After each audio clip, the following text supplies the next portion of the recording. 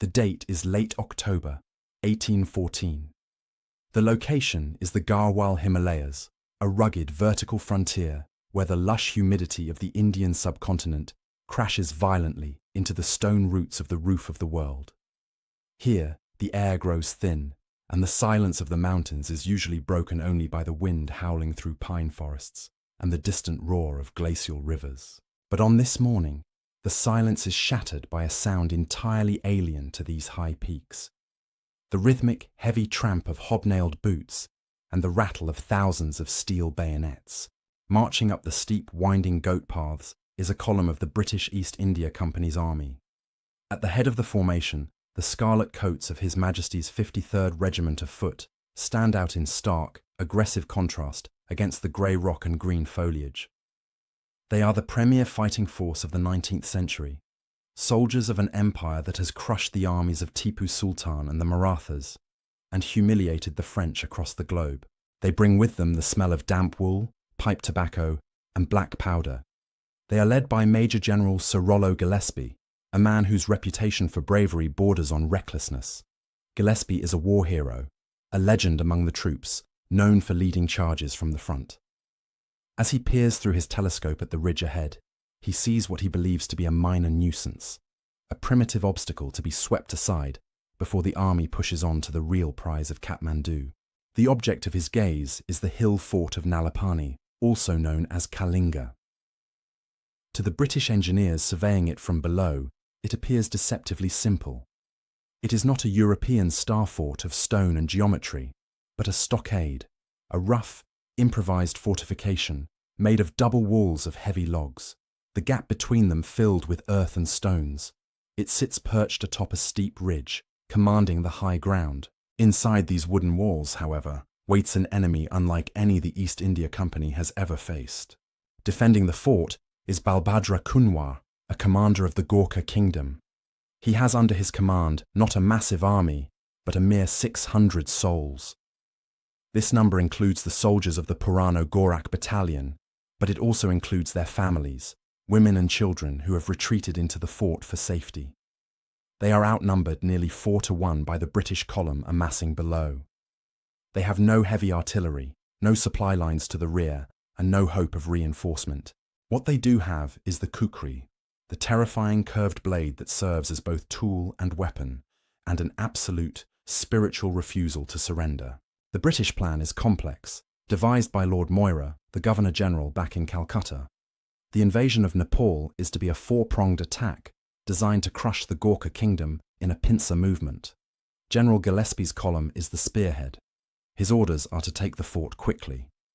The British officers, confident in their discipline and firepower, expect the hill tribesmen to scatter at the first volley of musketry. They set up their batteries, the heavy iron cannons dragged painfully up the slopes by elephants and sweating labourers. The order is given to bombard the stockade. As the British artillery opens fire, the valley echoes with the deafening thunder of 6-pounder guns. Smoke billows across the ridge, obscuring the view. Cannonballs smash into the timber walls of Nalapani, splintering wood and sending showers of earth into the air.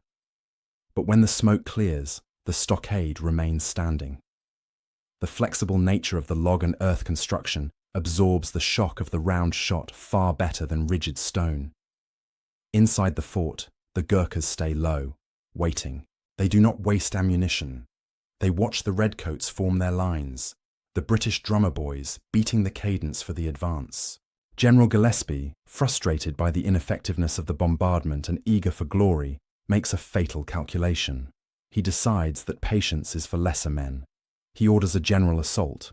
The plan relies on 4 separate detachments attacking the fort simultaneously from different angles, a tactic that requires precise timing, something notoriously difficult to achieve in the chaotic, deafening terrain of the Himalayas. The signal gun fires. The British infantry and the native sepoys of the Bengal army surge forward. They scramble up the scree slopes, their boots slipping on loose rock. The ascent is grueling. The soldiers are winded before they even reach the walls, their heavy packs and muskets weighing them down in the thin mountain air.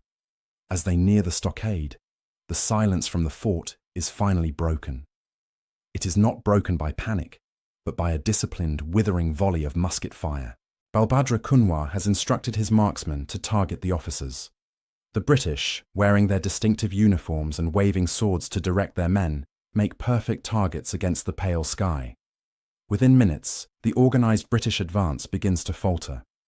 The soldiers reach the walls only to find them too high to scale without ladders, which have been left behind or lost in the confusion. From above, the Gurkhas unleash a medieval nightmare.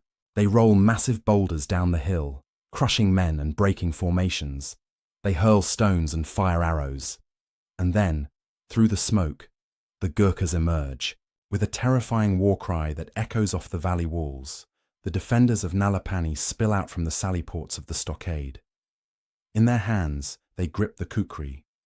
For the sepoys of the Bengal native infantry and the British regulars of the 53rd, this is their first intimate introduction to the curved blade that will haunt their nightmares for the next century.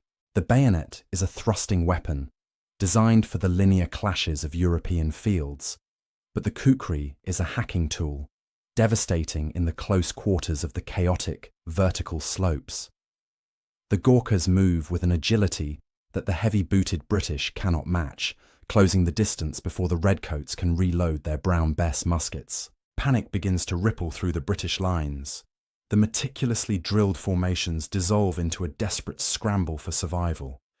Men slide down the scree, dropping their weapons to clutch at tree roots, terror in their eyes. Above them, Major General Rollo Gillespie watches the disintegration of his assault with disbelief turning to fury. This is the man who once fought a duel with a handkerchief held between him and his opponent to ensure they couldn't miss. He does not know how to retreat. Seeing the 53rd Regiment wavering, Gillespie draws his sword. He acts on instinct, the instinct of a hero who believes he is immortal. He charges toward the front, shouting to his men, rallying them for one more push against the wooden walls. He waves his hat in the air, a beacon of courage intended to shame the fleeing troops back into action. But to the sharp-eyed marksman inside the fort, he is simply a high-value target presenting himself for execution. A single shot rings out from the loopholes of Nalapani. It is a clean, precise strike. The ball pierces Gillespie's chest, passing through his heart. The general collapses onto the rocky ground, his sword slipping from his hand. The news of his fall travels instantly through the ranks, shattering whatever morale remained. If the invincible Gillespie can be killed by these mountain savages, no one is safe. The assault collapses entirely. The British retreat in disarray, leaving hundreds of dead and wounded strewn across the hillside, their scarlet coats staining the grey rocks. As night falls over the Himalayas, a heavy gloom settles over the British camp. The psychological impact of the day is catastrophic. The East India Company, the corporate juggernaut that controls the destiny of millions, has been halted by a garrison of 600 hill people, commanded by a man named Balbhadra Kunwar. The British officers sit in their tents, listening to the groans of the wounded, realizing that their maps and their manuals on warfare are useless here. The 30,000-strong Maratha armies they had defeated on the plains had never offered resistance like this. With Gillespie dead, command falls to Colonel Morby, who adopts a more cautious, albeit cruel, approach. He realizes that the walls of Nalapani effectively absorb light artillery fire, and that storming the breach is suicide. He decides to turn the geology of the mountain against the defenders. The British discover the secret spring that supplies water to the fort. In a calculated move to force a surrender, they cut off the supply lines. Inside the fort, the situation descends into a living hell. The Gurkhas have no water. The air fills with the stench of death, as it is impossible to bury the fallen outside the walls due to the constant British sniper fire. The garrison is trapped with the decomposing bodies of their comrades. Yet, incredibly, the white flag does not appear. Balbhadra Kunwar rallies his people, soldiers, women, and children alike. They survive on meagre rations, licking the condensation off stones and the damp logs of the stockade walls. When the British artillery finally manages to breach a section of the wall after days of pounding, they expect to find a broken, starving enemy ready to beg for mercy. Instead, when the dust settles, they see the Gurkhas standing amidst the rubble, kukris drawn, daring them to come closer. Women are seen tending to the wounded and even hurling stones at the British scouts. The defiance is absolute. The British, unnerved by this superhuman endurance, hesitate to launch another ground assault, preferring to let thirst do the work of the bayonet. For a month, the siege drags on. The primitive fortress of Nalapani becomes a symbol of British humiliation and Gurkha valor. But biology eventually dictates what gunpowder cannot. By late November, the thirst is maddening. The garrison is reduced to a skeleton crew of survivors. Balbhadra Kunwar realizes that to stay is to die of dehydration, but to surrender is to violate his honor. He chooses a third option. On a moonlit night in late November, the sentries of the 53rd Regiment peer into the darkness surrounding the silent fort. Suddenly, the gates of Nalapani swing open. Balbhadra Kunwar does not come out with a white flag. He comes out with his sword drawn. Behind him are the roughly 70 survivors of the garrison, hollow-cheeked, skeletal figures, their uniforms tattered, eyes burning with the fever of dehydration. They move with the eerie determination of ghosts. In a display of audacity that leaves the besieging army stunned, the Gurkhas charge directly through the British lines. There is a brief, confused skirmish, the flash of muskets illuminating the dark woods, but the sheer ferocity of the breakout allows Balbhadra and his core group to vanish into the dense pine forests and the mist of the hills. They escape to fight another day. When the British finally enter the fort the next morning, the mood is not one of triumph, but of solemn horror. The stench of death is overwhelming. The floor of the stockade is carpeted with the bodies of the slain, interspersed with the wounded who were too weak to walk. The British soldiers, hardened veterans of campaigns across India, stand silent as they realize the true nature of their enemy. They find women and children among the dead, clutching stones and knives, having fought alongside their husbands and fathers to the very end. The victory is hollow. The casualty count for the British stands at nearly 1,000 men killed and wounded, to take a makeshift fort defended by 600. The war in the clouds has begun with a disastrous Pyrrhic victory. As news of the debacle at Nalapani reaches the Governor-General, Lord Moira, in Calcutta, the strategic reality of the war begins to sink in. The invasion plan, dependent on 4 separate columns advancing simultaneously to squeeze the Kathmandu Valley, is unraveling. It is not just Gillespie's column that is in trouble. Across the jagged frontier, the other British commanders are finding themselves paralyzed by the terrain and the psychological weight of the Gurkha reputation. General Wood and General Marley, commanding the eastern columns, find their advances stalled. They are ghosts chasing shadows. The Gurkhas, commanded by the Supreme Commander Amar Singh Thapa, are executing a masterclass in mountain defense. Amar Singh knows he cannot match the British in open battle. The East India Company has too many men, too many cannons, and too much money. Instead, he utilizes a strategy of defense in depth. He seeds the valleys, luring the British columns into narrow, winding gorges where their numbers count for nothing. High above these gorges, the Gurkhas wait. They build stockades on the crests of ridges, positions that are nearly impossible to assault without climbing gear. When the British columns stretch out along the valley floors, the Gurkhas rain down musket fire and rocks, picking off the officers and vanishing before the British can deploy their artillery. The Redcoats, accustomed to forming squares to repel cavalry on the flat plains of the Deccan, find themselves fighting an invisible enemy who strikes from the sky. Morale in the British camps begins to plummet as winter sets in. The temperature drops and snow begins to dust the peaks. The soldiers, many of whom are sepoys from the hot plains of Bengal, suffer terribly from the cold. Frostbite becomes as much of a threat as the kukri. The British supply lines, stretched thin over mountain passes, are constantly harassed by Gurkha raiding parties. The massive invasion force of over 30,000 men is bogging down, bleeding out in a war of attrition against a nation with a fraction of their manpower. The British officers begin to exhibit a dangerous caution. The ghost of Gillespie haunts every decision. Commanders become terrified of frontal assaults, delaying movements for weeks to wait for more artillery that is agonizingly slow to arrive. In London, The directors of the East India Company are furious. This was supposed to be a quick police action to secure the northern border and trade routes to Tibet. Instead, it is turning into a costly quagmire that threatens to bankrupt the company and shatter the aura of British invincibility in Asia. Yet, amidst this paralysis and incompetence, there is one British commander who is watching, learning, and adapting. Major General Sir David Ochterlony, commanding the westernmost column near the Sutlej River, is a different breed of officer. He is a man who respects the intelligence of his enemy. While his colleagues rage against the savages or freeze in indecision, Ochterlony studies the geometry of the hills. He realizes that to defeat the Gurkhas, the British must stop fighting like an army of the plains and start thinking like engineers. He looks at the formidable fortress of Malayan, where Amar Singh Thapa has established his headquarters, and begins to formulate a new kind of warfare. One that relies not on the bayonet charge, but on the slow, crushing inevitability of mathematics and heavy ordnance. Major General David Ochterlony understands that in this terrain, altitude is the only currency that matters. The Gurkhas have spent generations mastering the art of holding the high ground, creating a tactical puzzle where every step forward for the British is an uphill battle into musket fire. Ochterlony decides to change the rules. He stops looking for a glorious breakthrough and starts planning a campaign of engineering and geometry.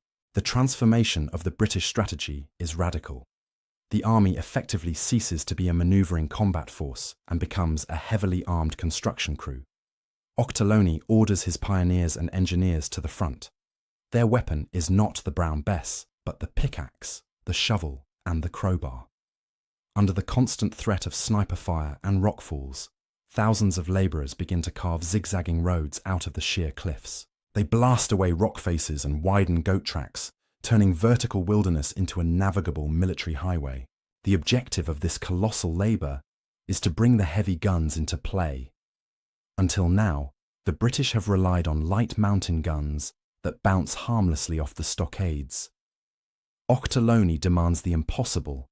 He wants the massive 12-pounder and even 18-pounder siege cannons, iron beasts designed for the flat plains of Europe, dragged up to the roof of the world. The spectacle is one of sheer human and animal will. Elephants, usually the workhorses of the Indian plains, are pushed to their limits, heaving guns up the lower slopes until the terrain becomes too steep even for them. Then it falls to the men. Hundreds of soldiers, harnessed with ropes and pulleys, inch the dismantled cannons up gradients of 45 degrees. They slip in the mud and snow, muscles screaming, hauling tons of iron straight up the mountainside. Once a gun reaches a ridge, the strategy reveals its brilliance. The British establish a fortified battery, creating a secure firing platform. From this new height, they look across the valley to the next Gurkha stockade. Unlike the infantry at Nalapani, who were forced to charge blindly, Ochterlony's gunners can now level their sights.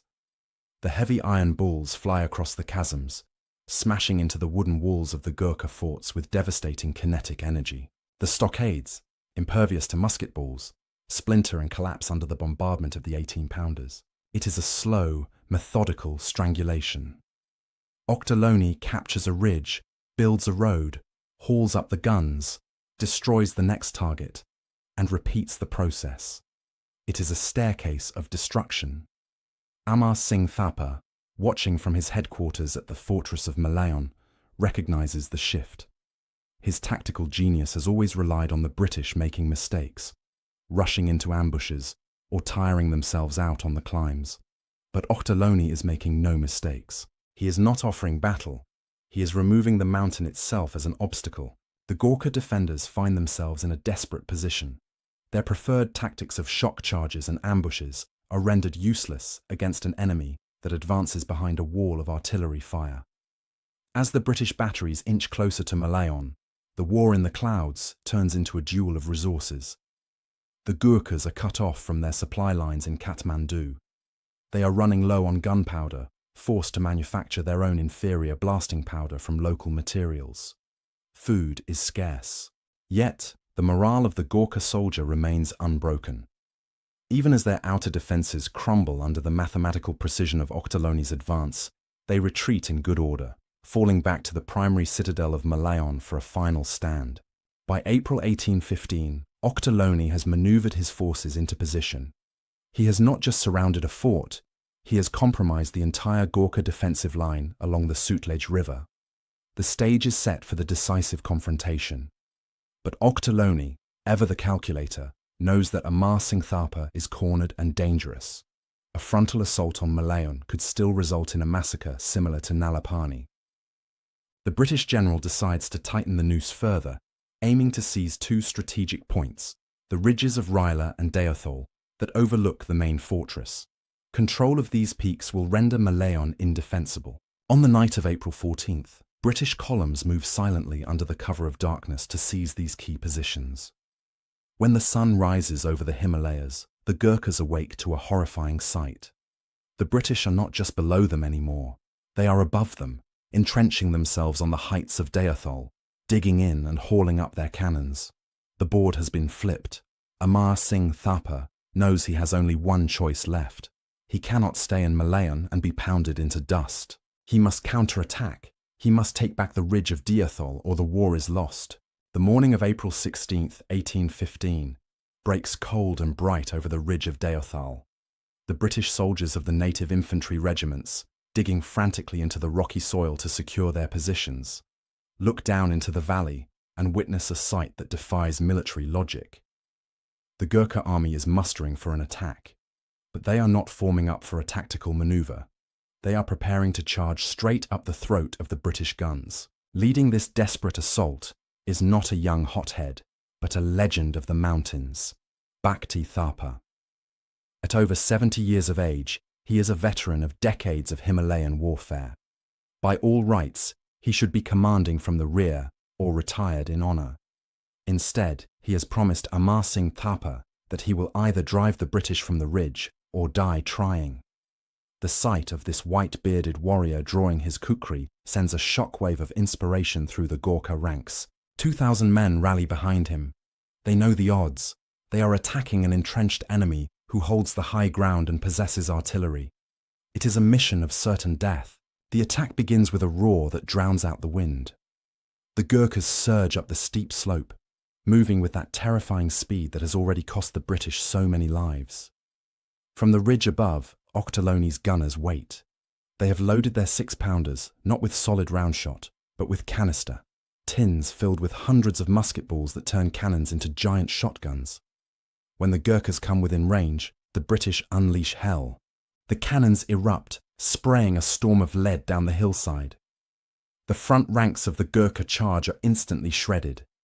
Men fall by the dozens, their bodies rolling back down the scree. But the charge does not break. Stepping over the dead, the survivors press on, driven by the old man at their head. Bhakti Thapa is a force of nature, ignoring the musket balls whizzing past him, urging his children forward. The British infantry, lined up behind their makeshift earthworks, fire volley after disciplined volley, creating a wall of smoke and lead. Against all probability, the Gurkhas reach the British lines. The battle devolves into a savage melee. The discipline of the drill square clashes with the primal ferocity of the hills. Bayonets cross with kukris.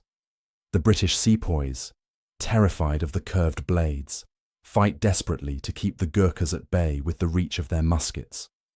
For a moment, it seems the sheer spiritual force of the Gurkha attack might overrun the position.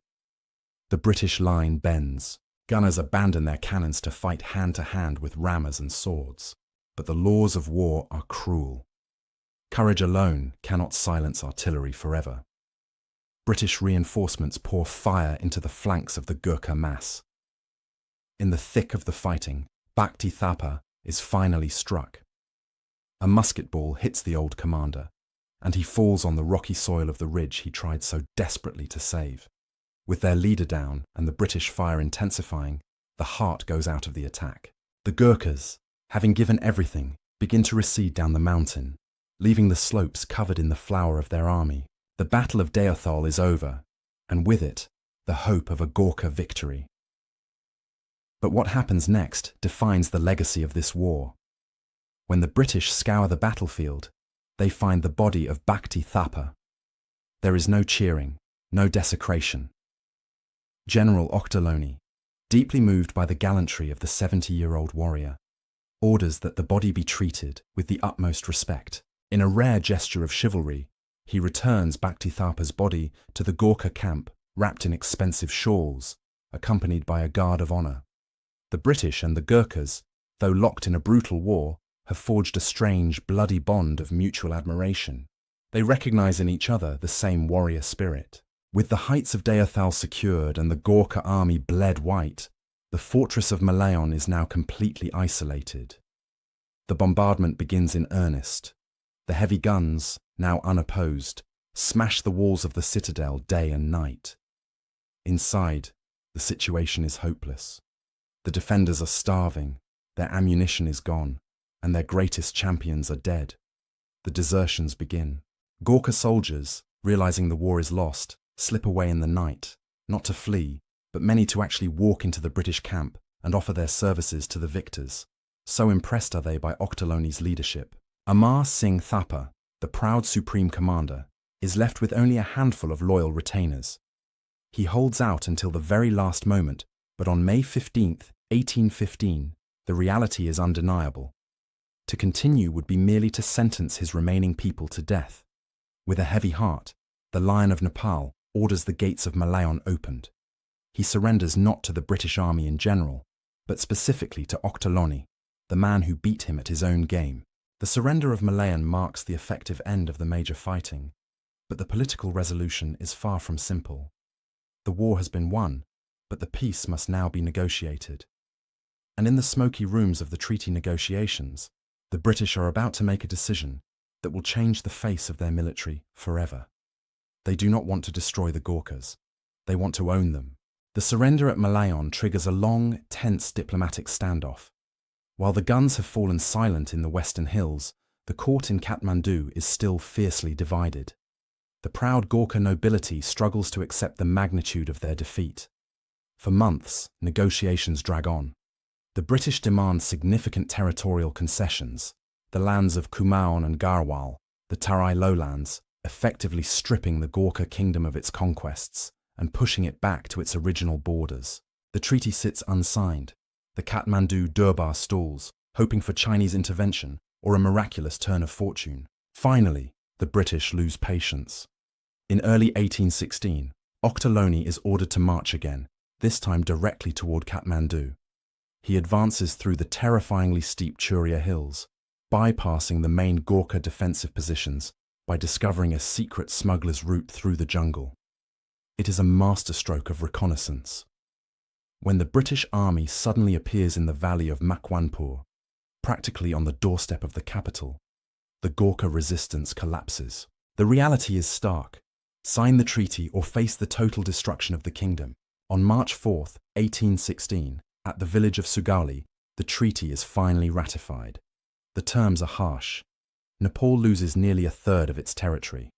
A British resident, a diplomat who acts as the eyes and ears of the East India Company, is to be permanently stationed in Kathmandu, a bitter pill for a nation that had prided itself on its isolation. But hidden within the legal language of borders and trade rights is a quiet, undocumented agreement that will have far greater historical resonance than any map change. During the war, the British officers had been keeping journals. In these diaries, men like Ochterlony and his junior officers wrote with awe about their enemy. They described the Gurkhas not as savages, but as the bravest of the brave.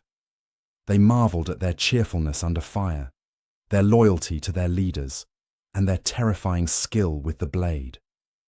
The British realized that the only thing better than fighting against the Gurkhas would be fighting alongside them. Even before the ink on the Treaty of Sugauli is dry, the recruitment begins.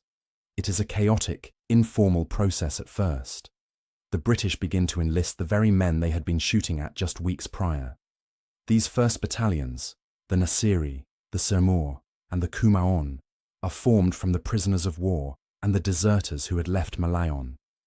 The British officers, usually strict and distant with their native sepoys, find themselves forming a unique bond with these hillmen. They share a love of sport, hunting, and a grim sense of humour. The experiment is an immediate success. The Gurkhas, now wearing the green jackets of rifle regiments rather than the red coats of the line infantry, adapt quickly to British discipline while retaining their innate ferocity. They are given a special dispensation. They are allowed to keep their kukris.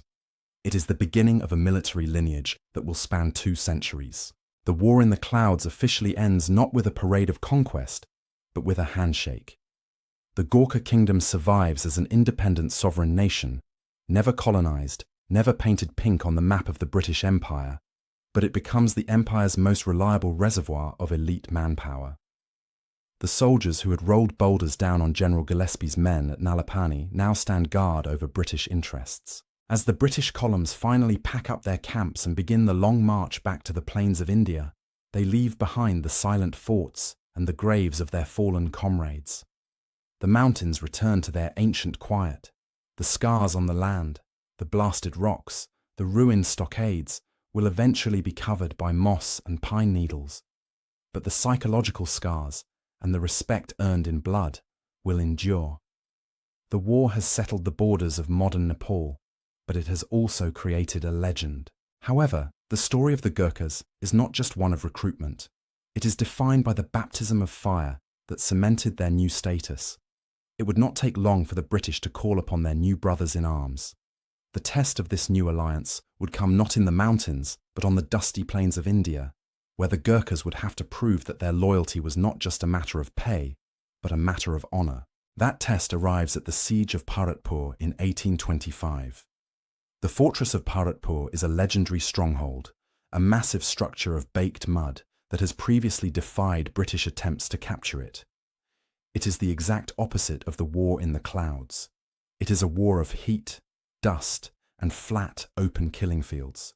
Here, the newly formed Gurkha battalions, specifically the Nasiri and Sirmaur battalions, are deployed alongside the British elite grenadiers. The skepticism among the British rank and file is palpable. Many of the Redcoats remember the terror of the kukri from the hills. They watch the hillmen with suspicion, wondering if, when the cannons roar, these former enemies will turn their coats or simply melt away. But as the siege guns pound the mud walls and the order is given to storm the breach, the question is answered in blood. The Gurkhas do not hesitate. They race the British light infantry to the broken walls. It is reported that during the assault, a friendly rivalry erupts amidst the carnage, with Gurkha soldiers and British riflemen cheering each other on, competing to see who can reach the enemy first. They endure the withering fire with the same stoic humor they displayed at Nalapani. When the smoke clears and the fortress falls, the skepticism is dead. The Gurkhas have not just fought, they have excelled. They have proven that their courage is not tied to their mountains, but is intrinsic to their character. This victory cements a unique military culture that begins to separate the Gurkha regiments from the rest of the British Indian Army. The British officers assigned to these units begin to adopt a distinct identity. To command Gurkhas becomes a badge of honor, highly sought after by the most ambitious young subalterns. They learn the language, they study the customs of the hills, and they begin to wear a uniform that reflects this hybrid identity, the dark rifle green instead of the traditional scarlet red. The Gurkhas, in turn, adapt to their new role as the guardians of the empire. They settle in the hills of Dehradun and Dharamshala, building cantonments that look more like Himalayan villages than military bases. They bring their families, their religion, and their traditions. The British, usually intent on imposing their own order, wisely leave the Gurkhas alone. They understand now that the fighting spirit of these men is rooted in their own culture, not in British drill manuals. The kukri is officially sanctioned as part of their kit, a symbol that the empire acknowledges the Gurkha way of war.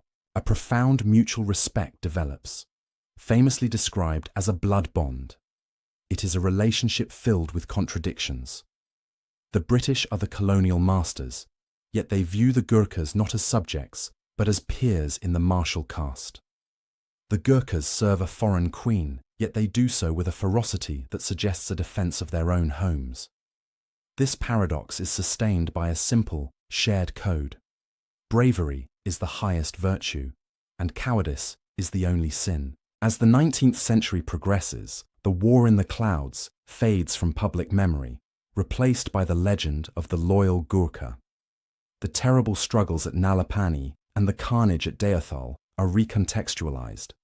They are no longer remembered as defeats or Pyrrhic victories, but as the origin story of the empire's finest warriors.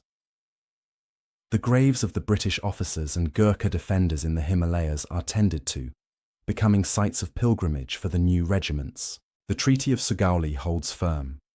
Peace between Nepal and Britain endures, a rarity in an era of constant colonial expansion. Nepal remains a forbidden kingdom to most outsiders, a mysterious land locked behind the mountains. But from those mountains, a steady stream of young men continues to walk down to the recruiting depots, eager to follow in the footsteps of Balbhadra and Bhakti Thapa, eager to write the next chapter in a history of violence and valor. By the mid-19th century, the transformation is complete. The cruel savage of the 1814 propaganda has become the Johnny Gurkha of Victorian affection, a figure of reliability, strength, and unshakable loyalty. But as the documentary draws to a close, we must return to the source. We must look back one last time at the high peaks where it all began, to understand the final cost of this legacy. Today, the ridge of Nalapani is quiet. The screaming of shells and the roar of the charge have been replaced by the rustling of pine needles and the calls of mountain birds. The stockade that Balbhadra Kunwar defended with such terrifying tenacity is gone, reclaimed by the forest. But there is something else standing there, something that tells the true ending of this story better than any treaty or map. On the site of the battle, there stand two obelisks. They are weathered by 2 centuries of monsoon rains and winter snows. One is a memorial to Major General Gillespie and the brave men of the 53rd Regiment who fell trying to storm the heights. But the second obelisk is the one that arrests the gaze of the historian. It was erected not by the Gurkhas, but by the British themselves. On it, inscribed in stone by the victors, is a tribute to their enemy. A tribute of respect for our gallant adversary, Balbhadra, and his brave Gurkhas. It is a monument almost unique in the history of warfare. Rarely does an imperial power, at the height of its arrogance, pause to build a shrine to the people who killed its generals. It stands as permanent physical proof of the psychological transformation that occurred during those bloody months in 1814. The British went into the hills expecting to sweep aside a primitive nuisance. They came down having found a peer. The war in the clouds reshaped the destiny of South Asia. Had the war gone differently, had Ochterlony failed, or had the Gurkhas surrendered early, Nepal might have been swallowed whole by the Raj, its culture diluted, its monarchy dismantled like so many other princely states in India. Instead, Nepal remained the forbidden kingdom, its sovereignty preserved by the sharp edge of the kukri and the diplomatic respect it had earned. The borders drawn by the Treaty of Sugauli largely define the modern nation of Nepal today, a testament to the fact that while the Gurkhas may have lost the war, they successfully defended their existence. But the most living legacy of this conflict is not found in stone monuments or lines on a map. It is found in the regiments that still bear the name. From the trenches of the First World War to the jungles of Burma, from the Falkland Islands to the deserts of Afghanistan, the descendants of the men who fought at Nalapani and Malayan have stood on the front lines of global history. They have won 13 Victoria Crosses, the highest award for gallantry in the British system. The battle cry that terrified the sepoys in 1814, Ayo Gorkhali, the Gurkhas are upon you, remains one of the most feared sounds on the modern battlefield. The Anglo-Nepalese War serves as a stark reminder of the unpredictability of conflict. It began with a miscalculation of geography and will. It was fought in an environment that stripped warfare of its glamour, leaving only the raw endurance of the human spirit against the elements. It proved that technology and numbers are not always decisive when pitted against terrain and courage. As the sun sets over the Himalayas, casting long purple shadows over the deep valleys where the 53rd Foot once marched, the history seems to hang heavy in the thin air. The Redcoats are long gone, their empire dissolved into the pages of history books. The East India Company, once the master of trade and war, is dust, but the mountains remain. And watching over them, as they have for centuries, are the Gorkhas, the guardians who turned a war of conquest into a legacy of eternal brotherhood. The war in the clouds is over, but the thunder of that collision still echoes around the world. Thank you for listening to our story. If you found this history as fascinating as we did, please like this video and subscribe to British War History for more. We read all of your comments, so be sure to leave your thoughts below. We'll see you in the next video.